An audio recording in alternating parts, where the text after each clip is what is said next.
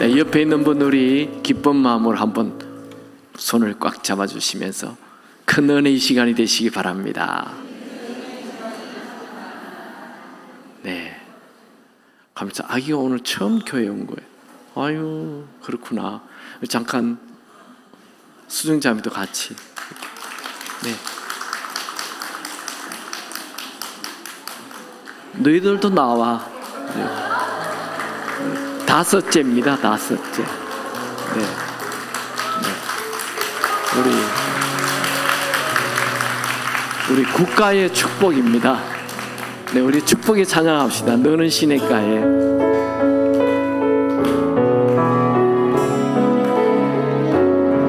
우리 좀 나오셔서 축복해 주시기 바랍니다. 너는 시냇가에 심은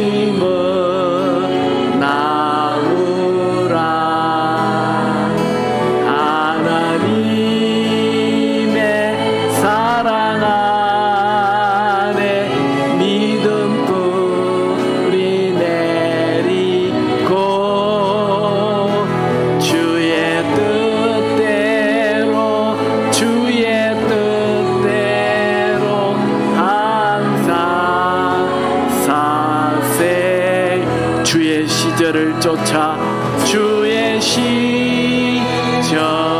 쫓아 구원 열매 맺으며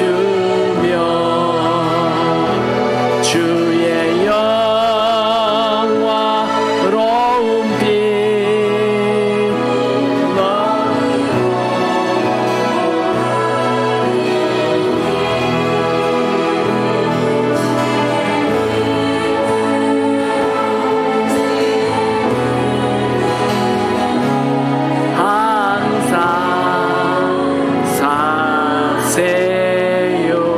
제가 한번 기도할게요. 하나님 아버지, 사무엘을 우리 정승조 집사님 가정에 보내주셔서 감사합니다. 이름처럼 이 나라를 살리는 귀한 사무엘 되게 하옵소서. 솔로몬에게 주셨던 지혜와 다윗에게 주셨던 믿음과 용기와 예술성을 부어 주옵소서. 하나님께 귀히 쓰임받는 귀한 우리 사무엘 되게 하옵소서. 하나님 아버지, 수정자매님에게도 하루속히 온몸의 회복을 주옵소서. 모든 것 주님께 감사드리며 예수님의 이름으로 기도하옵나이다. 축복의 박수.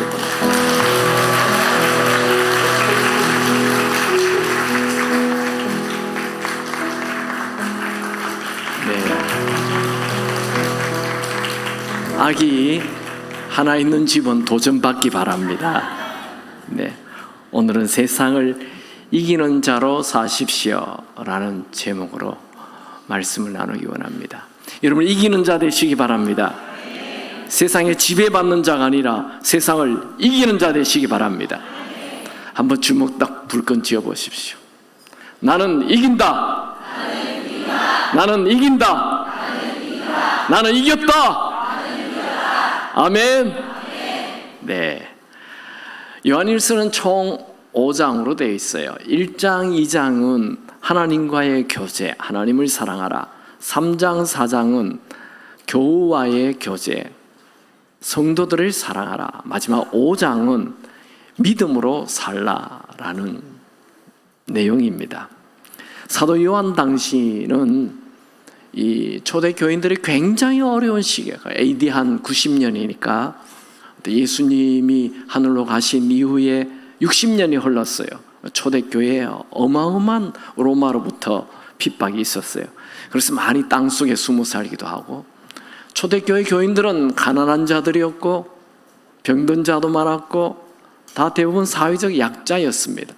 그런데 그들을 향해 이긴 자라고 말합니다.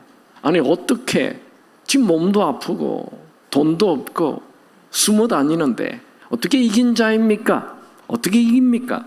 첫 번째로 믿음으로 세상을 이깁니다.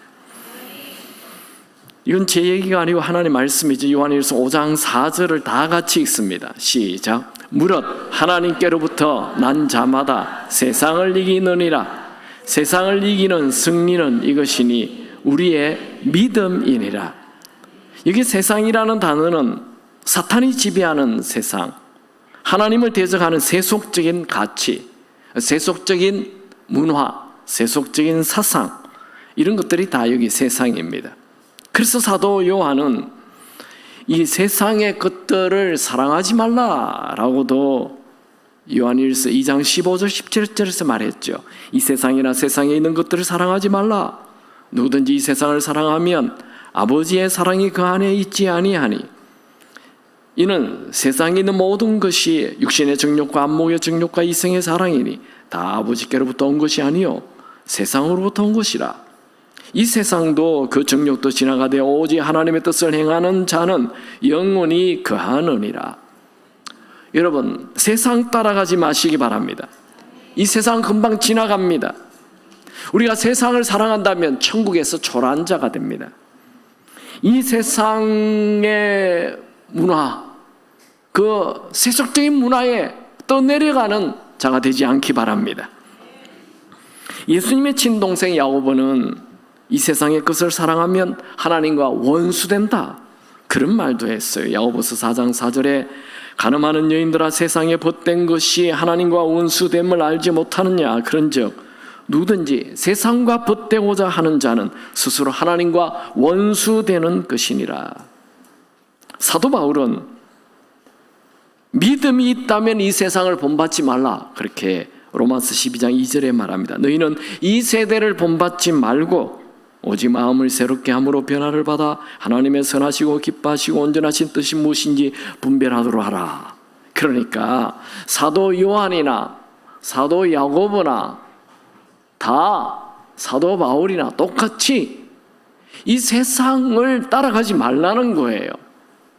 세상 문화를 따라가지 않기를 축원합니다.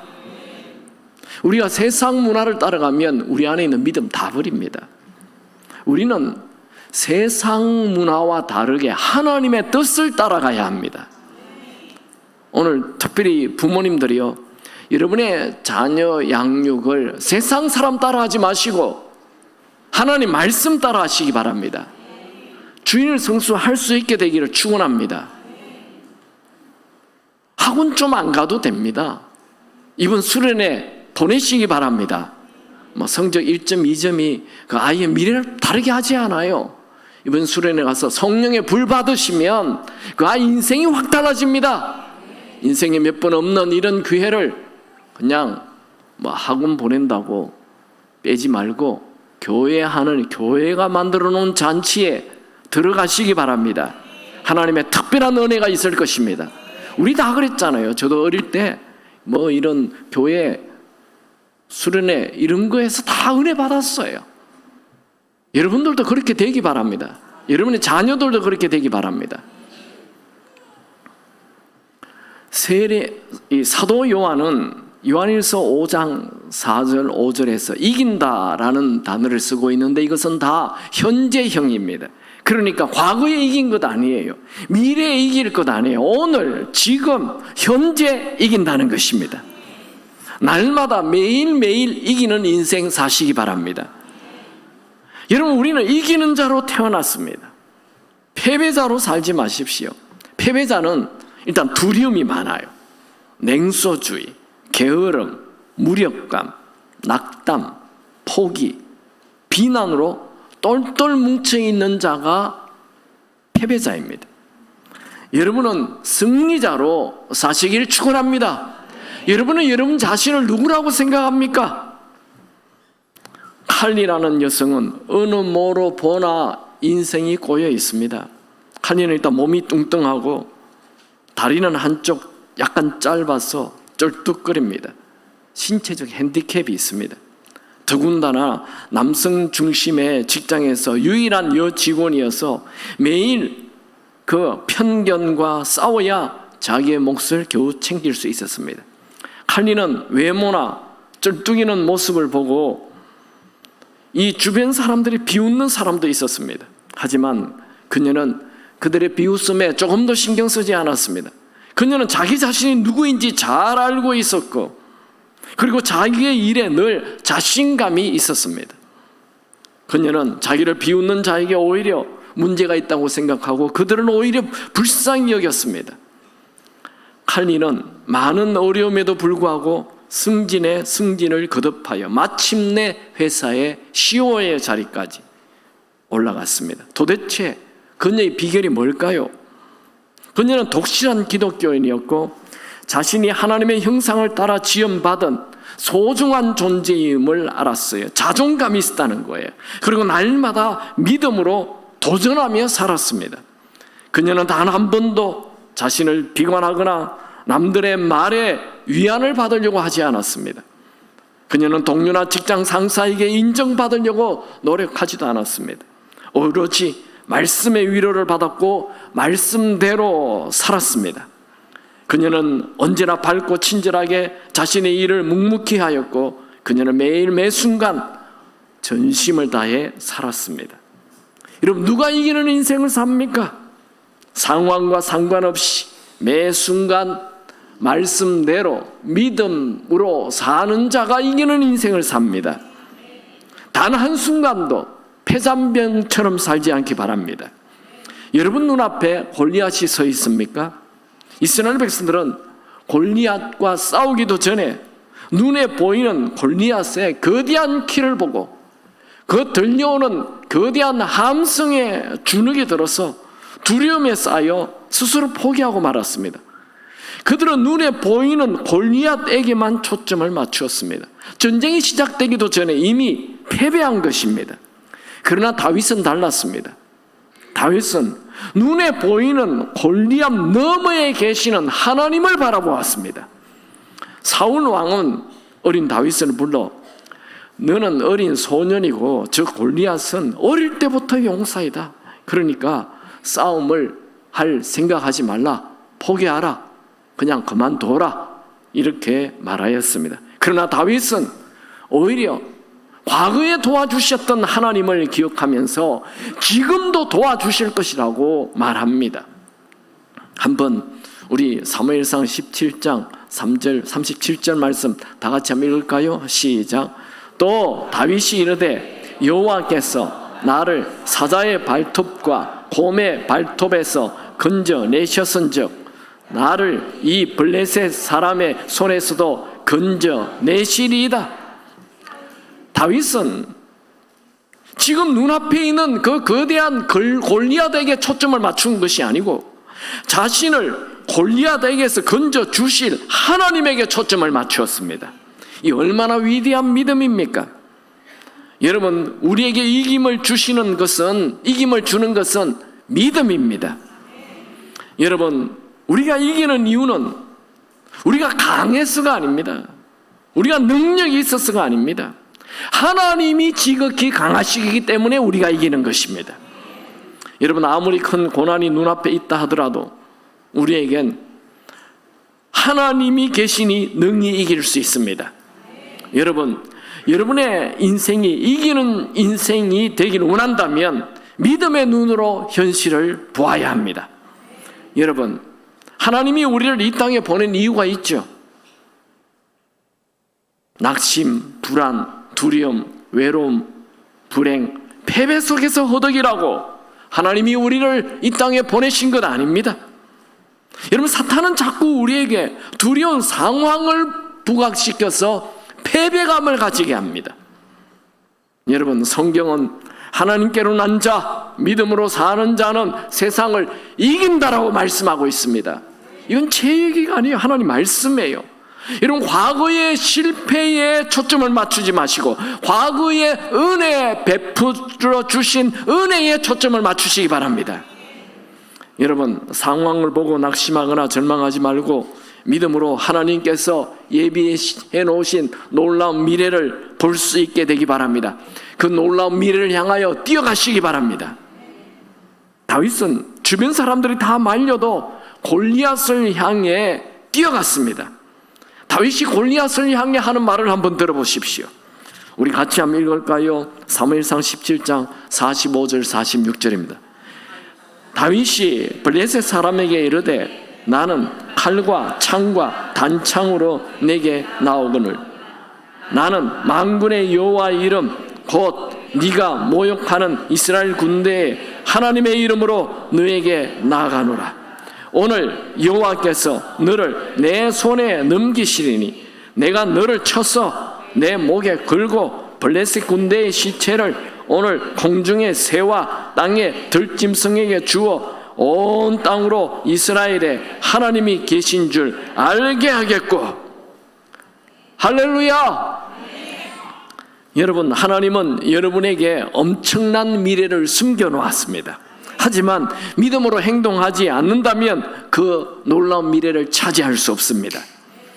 믿음으로 전진하는 자만 하나님께서 예비해 놓으신 축복을 누릴 수 있습니다.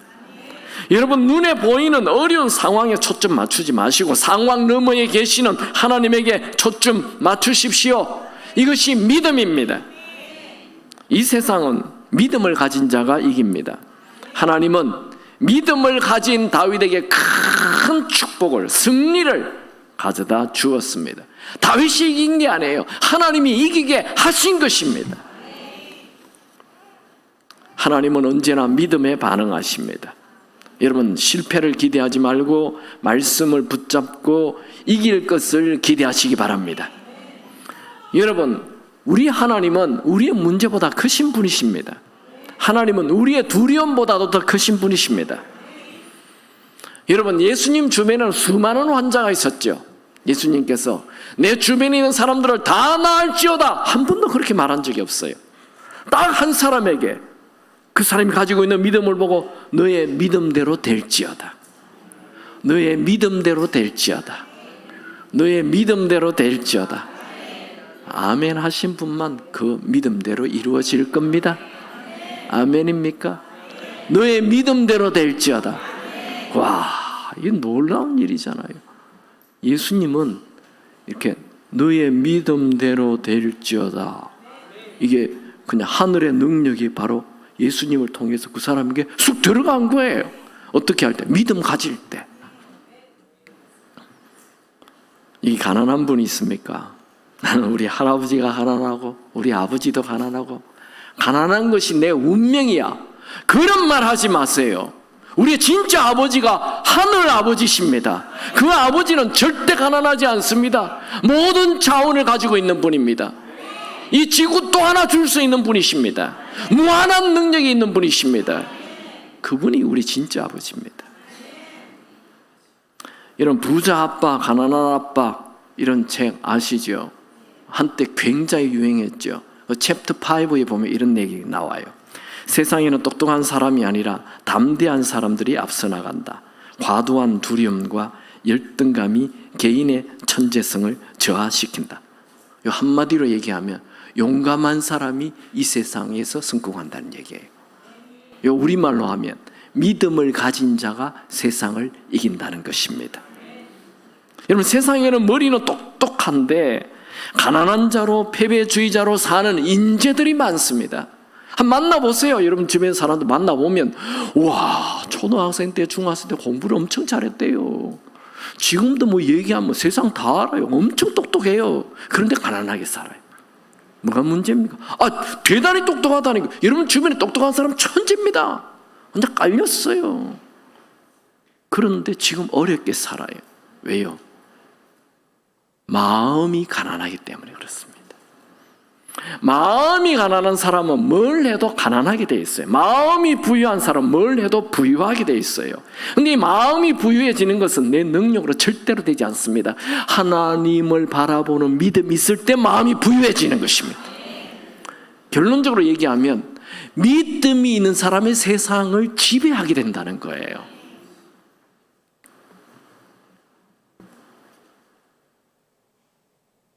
이 부정적인 생각이 가득한 사람, 늘 두려움에 빠져서 아무것도 시도하지 않습니다. 용기라는 것은 하나님을 바라보는 믿음으로 만들어지는 것입니다. 여러분, 인생에 대하여 두려워하지 마시고 믿음으로 큰 기대를 가지고 사시기 바랍니다. 믿음대로 될 것입니다. 하나님은 여러분을 향해 위대한 계획 가지고 있습니다. 지금 여러분이 실수를 많이 했다 해도, 지금 가진 것이 하나도 없다 해도 하나님은 여러분을 향해 놀라운 기대를 가지고 계십니다. 놀라운 계획을 가지고 계십니다. 우리 하나님은 좋으신 분이십니다. 하나님은 선하신 분이십니다. 여러분, 성경에 골리앗이 몇 명 나옵니까? 몰라요? 성경에 골리앗 몇 명 나오죠? 한 명이에요. 그러면 제가 묻겠습니까? 5명입니다. 제 성경하고 여러분 성경이 다릅니까? 목사님이 읽는 성경은 딴 건가 봐. 아니요, 똑같습니다. 이 대부분의 사람들은 골리앗이 한 명인 줄 알고 있는데, 구약 성경 사무엘하 21장에 보면 다윗과 골리앗 말고 또 다른 4명의 골리앗이 등장합니다. 한번 보죠. 첫 번째 골리앗은 그인족의 아들 아스비노노비라는 사람인데, 이 사람을 다윗의 장군 아비새가 죽여버립니다. 읽어볼게요. 사무엘하 21장 16절 17절. 그인족의 아들 아스비노비 다윗을 죽이려 함으로 스루의 아들 아비새가 다윗을 도와 그 블레셋 사람을 쳐 죽이니라. 그러니까 그인족의 아들 아비새가 쳐 죽여버렸어요. 두 번째 거인은 이 그인족의 아들 삽부게가 쳐 죽입니다. 사무엘하 21장 18절. 그 후에 다시 블레셋 사람과 무슨 자입니까? 고업에서 전쟁할 때에 후사 사람 십부게는 그인족의 아들 중에 삽을 쳐 죽였고, 그인족입니다. 골리앗입니다. 세 번째 골리앗은 골리앗의 동생 라흐마를 엘하난이 죽입니다. 사무엘하 21장 19절에 또다시 블레셋 사람과 고업에서 전쟁할 때에 베들레헴 사람 아레오르김의 아들 엘하난은 가드 골리앗의 아우 라흐미를 죽이는데, 그 자의 창자루는 배틀채 같다. 창자루가 큰 배틀채만한 그런 어마어마한 창을 들고, 골리앗입니다, 이 사람이. 네 번째 그인족 소생 6손가락 그인을 다윗의 형 삼마의 아들 요나단이 죽입니다. 사무엘하 21장 20절 21절. 또 가다에서 전쟁할 때에 그곳에 키가 큰 자 하나는 손가락과 발가락이 각각 6개씩 모두 24개가 있었는데, 그도 그인족의 소생이라 골리앗이란 말이죠. 그가 이스라엘 사람을 능욕함으로 다윗의 형 삼마의 아들 요나단이 그를 죽이니라. 여러분, 과거의 이스라엘 사람들 어땠습니까? 골리앗이 나타나면 다 그냥 숨어버렸어요. 아예 전쟁할 생각을 하지 않았어요. 용기가 없었어요. 그런데 지금 여기 보면 다 골리앗이 나타났는데 1대1로 싸워서 그들을 다 죽입니다. 어디서 그런 용기가 나왔어요? 어떻게 이런 일이 일어납니까? 바로 다윗 때문입니다. 다윗이야 골리앗을 한번 죽였잖아요. 그러니까 다윗 주변에 있는 장군들도 1대1로 골리앗과 싸워서 죽이는 것입니다. 다윗의 역량이에요. 다윗이 골리앗들을 죽이는 문을 연 것입니다. 육상 전문가들은 1마일 1.6km를 뛰는데 마의 4분 장벽이라는 말이 있습니다. 그러니까 인간의 능력으로는 1마일을 4분 안에 뛰는 것은 불가능하다. 이게 무슨 얘기냐면요, 여러분 100m 뛰는 거 아시죠? 뛰어봤죠? 100m 막 있는 힘을 다해서 뛰면 16초, 17초, 진짜 빠른 사람이 15초예요. 그런데 그 속력으로 1.6km를 계속 뛰는 것을 말합니다. 그게 가능합니까? 그래서 마의 4분 장벽이라는, 4분 안에 도무지 인간의 능력, 의사들이 얘기합니다. 이 1마일을 4분 안에 뛰면 심장이 터져버린다. 절대로 그런 짓을 하지 마라. 그렇게 의사들이 말을 하였습니다. 그런데 2000년 동안 아무도 이 벽을 깬 사람이 없었는데 1954년 5월 6일 1마일 육상 경기에 참전한 영국의 25세 로저 베니스터가 1마일을 3분 59초에 들어가 버렸습니다. 우와, 놀라운 일이 일어났어요. 전 세계가 깜짝 놀랐어요. 마의 4분의 장벽을 깨버렸어요. 그리고 한 달 후에 4분 안에 뛴 사람이 갑자기 10명 나와버렸어요. 그 후 1년 뒤에 37명이 나왔어요. 그 후 2년 후에 300명이 나왔어요. 이제 누구도 1마일을 마의 4분 장벽이라고 말하지 않습니다. 한 사람 로저 베니스터가 그 마의 4분 장벽을 깨웠기 때문입니다. 여러분, 다윗 한 명의 영향력은 다윗 한 명으로 끝나지 않습니다. 장군 옆에 장군 난다, 그런 말이 있죠. 다윗 한 명이 골리앗을 죽이자 다윗 주변의 장군들도 또 다른 거인족 골리앗을 죽였습니다. 여러분이 다윗처럼 골리앗을 죽이는 믿음의 첫 장군이 되기 바랍니다. 여러분 가정에 내가 믿음으로 승리하여 여러분의 아들, 딸들도 믿음으로 승리하는 아들, 딸이 되기 바랍니다. 여러분, 하늘에는 무한한 자원, 무한한 능력이 있습니다. 그 하늘의 능력을 우리에게 들어오게 하는 것은 믿음이라는 파이프입니다. 이 믿음이라는 파이프를 가지면 하늘의 능력이 내 안에 쑥 들어오는 거죠. 이 믿음의 파이프가 작으면 작은 능력이 들어오고, 이 믿음의 파이프가 크면 큰 능력이 나에게 들어오는 것입니다. 다시 사도 요한으로부터 세상을 이기는 비결이 무엇인지 그의 음성을 우리 한번 같이 읽어보죠. 요한일서 5장 4절 시작. 무릇 하나님께로 난 자 세상을 이기느니라. 세상을 이기는 승리는 이것이니 우리의 믿음이니라. 여러분에게 믿음 있습니까? 그렇다면 여러분은 이기는 자입니다. 아멘입니까? 두 번째, 우리는 무엇으로 세상을 이깁니까? 예수가 하나님의 아들, 예수를 하나님의 아들로 믿는 자가 세상을 이깁니다. 이건 제 얘기가 아닙니다. 같이 요한일서 5장 5절을 같이 읽죠. 같이 읽습니다. 예수께서 하나님의 아들이심을 믿는 자가 아니면 세상을 이기는 자가 누구냐? 예수님을 하나님의 아들로 믿는 자가 세상을 이긴다는 얘기죠. 여기서 잠깐 이 하나님의 아들의 뜻이 뭔지 계속 제가 하는 얘기입니다. 입력해야 합니다. 하나님의 아들이라는 뜻은, 하나님의 아들은 하늘과 땅의 모든 권세를 진 자입니다. 예수님께서 마태복음 28장 18절에 이렇게 말씀했죠. 예수께서 나와 말씀하여 이르시되 하늘과 땅의 모든 권세를 내게 주셨으니, 그러니까 예수님은 하늘과 땅의 모든 권세를 다 쥐고 있는 주인이십니다. 모든 나라의 주인이십니다. 예수님은 우리나라의 주인이십니다. 예수님은 우리 교회의 주인이십니다. 예수님은 우리 가정의 주인이십니다. 예수님은 나의 주인이십니다.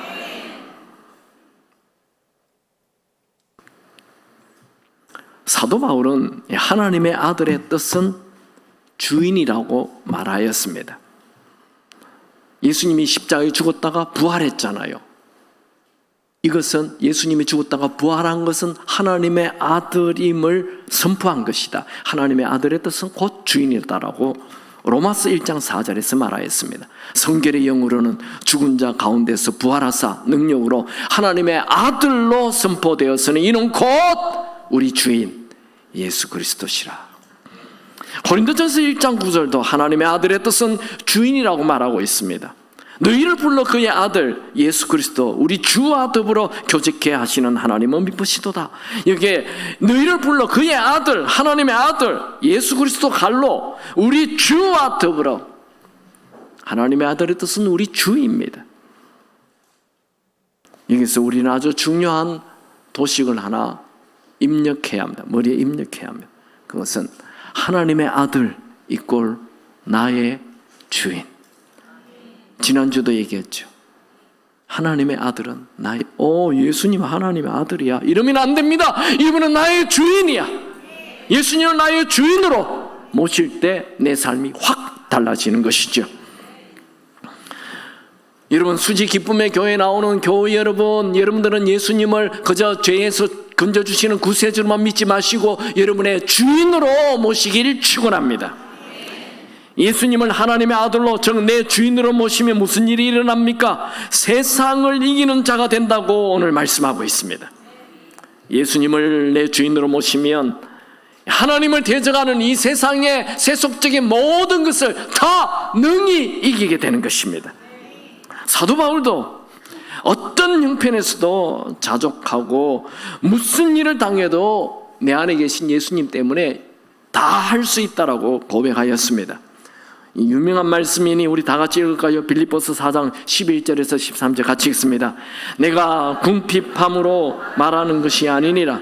어떠한 형편에든지 나는 자족하기를 배웠노니 나는 비천에 처할 줄도 알고 풍부에 처할 줄도 알아. 모든 일 곧 배부름과 배고픔과 풍부와 궁핍에도 처할 줄 아는 일체의 비결을 배웠노니 내게 능력 주시는 자 안에서 내가 모든 것을 할 수 있느니라. 예수님이 내 주인이 되면 모든 것을 할 수 있습니다. 여러분 자신의 약점을 보고 낙심하지 마십시오. 또 주변 사람과 비교하여 낙심하지 마십시오. 여러분에게는 주인 되신 예수님이 계십니다. 우리 주인 되신 예수님은 우리를 언제나 승리하게 해주십니다. 나는 아무것도 못해. 나는 되는 일이 없어. 나는 보잘것없는 자야. 아유, 나는 모든 게 엉망이야. 이런 말 하지 마십시오. 여러분의 주인은 여러분이 아니라 하나님 아들 예수님이 여러분의 주인이십니다. 여러분, 사탄은 여러분에게 낮은 자존감, 열등감을 주어서 낙심시키고 절망하게 합니다. 여러분, 예수님은 세상과 싸워 이기신 분이시죠. 예수님의 음성을 들어보십시오. 요한복음 16장 33절 이것을 너희에게 이르는 것은 너희로 내 안에서 평안을 누리게 하려 함이라. 세상에서 너희가 환난을 당하나 담대하라. 내가 세상을 이겼노라. 여러분, 우리 안에 계신 예수님이 이겼기에 우리도 이깁니다. 문제 앞에 작아지지 마십시오. 여러분에게는 죽음조차 이기신 예수님이 계십니다. 그 예수님이 여러분의 주인이십니다. 우리가 이 세상을 살면서 패배자로 사는 것은 내 안에 주인이 예수님이라는 것을 잊어버렸기 때문입니다. 내 인생의 주인이 예수님이신데 내가 두려워하거나 불안해한다면 이것은 예수님을 우습게 만드는 것입니다. 내 인생의 주인이 예수님인데 내가 염려한다는 것은 우리 예수님을 초라하게 만드는 행동입니다. 내 인생의 주인이 예수님인데 내가 포기하는 것은 주인을 믿지 않는 것입니다.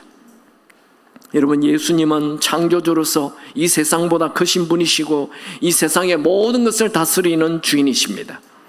여러분은 이 세상 한가운데 마치 모든 문제로 포위된 것 같은 상황에 내가 놓여 있다 하더라도 내 안에 계신 예수님을 바라보고 노래를 부를 수 있게 되기 바랍니다.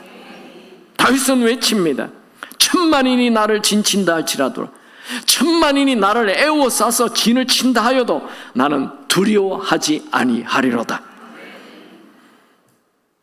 여러분, 날마다 매일 순간마다 예수님을 주인으로 모십시오. 하나님은 예수님을 주인으로 모신 사람은 그 사람의 인생은 승리하도록 해주신다고 약속하셨어요. 고린도전서 15장 57절 우리 주인 예수 그리스도로 말미암아 우리에게 승리를 주시는 하나님께 감사하노니. 예수님이 주인이 되기만 하면 하나님은 우리의 삶을 승리하게 해주십니다. 여러분이 잘 아는 코카콜라 사장 아스캔들러, 잘 아는 얘기지만 한 번 더 소개합니다. 그분은 알코올 중독자였습니다.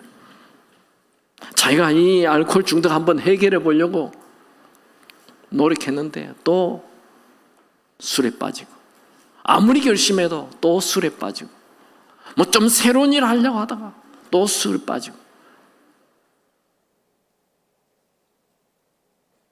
그가 술에 취해서 집에 돌아오는데 갑자기 벼락 같은 소리가 들렸습니다. 본능적 욕구를 절제하는 자가 성공한다. 깜짝 놀란 캔들러는 주위를 둘러보니 아무도 없었습니다. 캔들러는 집으로 돌아와서 믿음이 좋은 아내에게 자기가 들렸던 음성을 얘기했습니다. 그 아내는 그 음성이 누구의 음성인지 금방 알았죠. 캔들레에게 이렇게 말합니다. 하나님께서 당신을 사랑하셔서 그 음성을 주신 것입니다. 하나님은 지금까지 당신을 사랑하셔서 기다리고 계신 것입니다. 나와 함께 교회 나가 예수님을 구원자로 주인으로 모시고 그분께 본능적 욕구를 절제하게 해달라고 한번 같이 기도해 봅시다. 캔들러는 아내의 말에 아내와 함께 교회에 나가서 눈물로 간절히 기도했습니다. 그렇게 기도하는 중에 아무리 끊으려 해도 끊어지지 않던 그 술이 그냥 입에만 갖다 대면 역겨운 냄새가 나서 당장 끊어버리게 된 것입니다. 놀라운 일이 일어났습니다. 그는 술의 사슬에서 벗어나자 몸이 좀 회복이 되고 약국을 경영하게 되었습니다. 그 약국을 경영하는 중에 갑자기 어떤 사람이 찾아왔어요. 존 펜퍼튼이라는 사람이 찾아와서 코카콜라 이 권리를 사라고 하였습니다. 그가 코카콜라를 먹어보니까 이게 맛이 너무 아주 묘한 좋은 청량제로 여겨졌습니다. 그래서 $2,300를 주고 코카콜라를 샀어요. 지금은 그 돈이 작지만 그 당시는 집 2채 값이라고 합니다. 큰 돈을 주고 코카콜라를 샀어요. 지금 코카콜라는 195개국에 판매되고 있고 코카콜라의 가치는 85조 정도 된다고 합니다. 캔들러가 예수를 구세주로 주인으로 모시자 그의 인생에 생각지 않았던 과분한 기회, 과분한 만남, 과분한 은혜가 다가온 것입니다. 여러분이 매일 예수를 주인으로 모시고 산다면 과분한 기회, 과분한 만남, 과분한 은혜가 다가올 것입니다. 여러분 교회는 오래 다녔는데 늘 염려, 근심, 걱정, 두려움 속에 사는 분이 있습니까? 그것은 여러분이 아직도 인생에 내가 주인이라는 증거입니다. 사도 베드로는 로마 황제의 불같은 시험 속에서 로마 군사를 피해 도망 다니는 인생이지만 그의 편지 베드로전서 5장 7절에 모든 염려를 주인에게 맡겨라 그렇게 말하였습니다. 너희 염려를 다 주께 맡겨라. 이는 그가 너희를 돌보심이라. 여러분 예수님을 여러분 인생의 주인으로 모시고 산다면 여러분의 인생에 놀라운 일이 펼쳐질 것입니다. 모든 염려가 사라지고 모든 무능이 사라지고 모든 두려움이 사라지고 아멘이 없어서 다시 얘기합니다. 예수님이 여러분의 주인이 된다면 모든 염려가 사라지고 모든 무능이 사라지고 모든 두려움이 사라지고 모든 불안이 사라지게 될 것입니다. 모든 열등감이 떠나게 될 것입니다. 예수님에게는 세상에 줄 수 없는 평안이 있습니다. 그 평안이 임하게 되기 바랍니다. 세상에 줄 수 없는 평안. 예수님은 어디를 가나 이기셨어요. 예수님은 모든 질병 다 고쳤어요. 이 병은 너무 오래돼서 안 되겠다 그렇게 말씀한 적이 없어요. 야, 내가 다 병 고치지만 이거 하나는 안 된다 그렇게 말씀한 적이 없어요. 예수님은 모든 질병을 다 고치셨습니다. 예수님은 갈릴리 바다의 그 거친 풍랑도 잔잔하게 하셨습니다. 예수님은 오병이어로 5,000명을 먹였어요. 먹는 문제를 싹 해결하십니다. 예수님은 십자가의 죽음으로 끝났지 않습니다. 여기까지가 내 한계다 그렇게 하지 않았어요. 죽어도 3일 만에 부활하셨습니다. 다시 정리한다면 예수님은 모든 질병을 이기셨고 거친 풍랑도 이기셨고 굶주림과 배고픔도 이기셨고 심지어 사망도 이기셨습니다. 그 예수님이 여러분의 주인이십니다. 그러므로 여러분도 이깁니다. 저희 교회에서 후원하는 조동욱 선교사님 언젠가 저에게 오셔서 설교를 하셨죠. 3부 예배 때 이런 얘기를 하셨습니다. 제가 그 선교사님의 얘기를 나눠보겠습니다. 조 선교사님은 인도에서 사역을 하다가 같이 일하는 사람의 배신으로 큰 상처를 입었습니다. 원래 같이 일하는 사람이 이렇게 뒤집으면 이거 엄청난 상처가 있습니다. 큰 스트레스를 받았습니다. 그리고 얼마 후에 비가 억수로 쏟아지는 날 무면허 운전하는 분의 차와 부딪혀서 큰 교통사고를 당합니다. 온몸이 길바닥에 만신창이가 됩니다. 지금도 보면 이 코 밑에 큰 상처가 있어요. 얼굴이 피범벅이 됩니다. 인도의 진흙 바닥에 떨어져서 비가 억수로 쏟아지는 지옥의 밑바닥에 누운 것 같았습니다. 선교 사역을 그만 내려놓고 싶었습니다. 그때 선교사님 마음에 이런 생각이 들었습니다. 나의 왕 되신 예수님께서 흔들리지 않으신데 내가 왜 흔들리는가? 나의 왕 되신 예수님께서 물러서지 않으시는데 내가 왜 물러나야 하는가? 나의 왕 되신 예수님께서 선교를 포기하라 말씀하지 않으시는데 내가 왜 포기하려고 하는가? 선교사님은 다시 일어나 선교 사역을 계속하였습니다.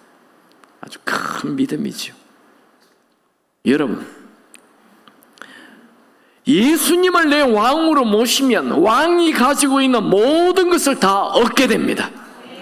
예수님이 내 왕이 되면 예수님이 내 인생을 책임지실 것입니다.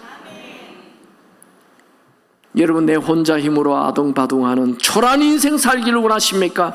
예수님을 왕으로 모시고 왕의 삶의 일부가 되기를 원하십니까? 내 혼자 힘으로 첫날 사는 것보다도 그분을 주인으로 모시고 하루 사는 날이 더 좋습니다. 여러분의 인생에 어려움이 나타났습니까? 그 왕을 앞에 세우십시오. 왕께 맡기십시오. 그러면 세상을 이깁니다. 자녀들아, 너희는 그들을 이겼나니 이는 너희 안에 계신 이가 세상을 이긴 자보다 크심이라. 요한일서 4장 4절. 왕이신 예수님을 앞세우면 우리는 언제나 넉넉히 이기는 자가 됩니다. 로마서 8장 37절. 그러나 이 모든 일에 우리를 사랑하시는 이로 말미암아 우리가 넉넉히 이기느니라. 말씀을 정리합시다. 세상을 이기는 자로 사십시오. 세상에 짓눌려 살지 마시고. 어떻게 하면 이깁니까? 첫 번째로 믿음으로 이깁니다. 믿음이 뭐예요? 하나님이 계시는 것을 믿는 것입니다. 내 상황을 보지 않고 내 상황 너머에 계신 하나님이 보이는 게 그게 믿음이에요. 하나님을 믿고 사는 게 믿음입니다. 이 믿음은 말씀을 붙잡을 때 믿음이 생깁니다. 말씀 붙잡고 믿음으로 이기는 자 되시기 바랍니다. 두 번째, 어떻게 이깁니까? 예수를 하나님의 아들로, 즉 주인으로 모시면 세상을 이깁니다. 하나님의 아들의 뜻은 나의 주인이라는 것입니다. 여러분, 예수님이 내 왕이 되면 우리는 날마다 이기는 인생이 될 것입니다. 여러분, 우리는 우연히 어쩌다가 부모의 실수로 이 세상에 태어난 그런 존재가 아닙니다. 여러분은 하나님의 계획 속에서 이기는 자로 이 세상에 태어났습니다. 혹시 이 중에 낙심과 절망과 패배의 삶을 살고 있는 분이 있다면 지금 생각을 바꾸십시오. 그 패배의 삶은 하나님이 계획하신 것이 아닙니다. 지금 예수님을 주인으로 모십시오. 그리고 주인 되신 예수님을 믿고 승리를 기대하고 승리의 길을 가시기 바랍니다. 여러분, 예수님이 주인이 된다면 예수님은 절대로 패배하시는 분이 아닙니다. 포기하지 마십시오. 물러서지 마십시오. 여러분은 이기는 자입니다. 인생에는 두 종류의 사람이 있습니다. 내 능력을 가지고 늘 불안해하며 두려워하며 사는 사람이 있는가 하면 예수님을 주인으로 모시고 늘 기대하며 사는 사람입니다. 여러분이 기대하며 삽니까? 두려워하며 사십니까? 예수님 때문에 기대하는 인생 되기를 축원합니다. 찬양합시다.